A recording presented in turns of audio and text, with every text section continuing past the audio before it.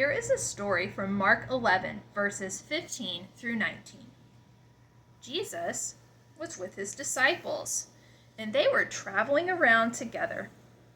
They had been teaching people the good news about God's love for them, making miracles happen, and watching people's lives be forever changed. They went to Jerusalem, which was a big city and crowded with people. They headed to the temple, which is like our church today. The priests were in charge of caring for the temple and leading people in their worship of God. But instead of focusing on the job God had given them, they decided to focus on ways to make more money.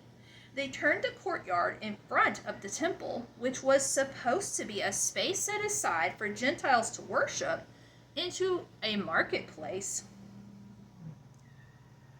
Worshippers at the temple had to purchase animals for sacrifice. So people set up stalls selling animals, some that were not to God's standards, all around the temple. And that was going to cost the worshippers money. And if the worshippers did not have the right kind of money to buy the animals, they had to trade it out for temple money. And that was going to cost the worshippers even more. Jesus saw that the priests had turned the place that God had intended for worship into a place to make money and take advantage of people who had come to get close to God.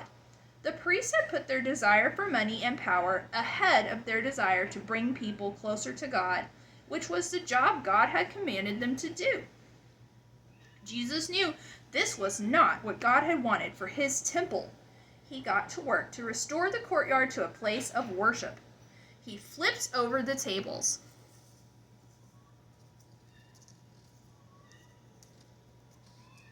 And he dumped the money bags out on the ground.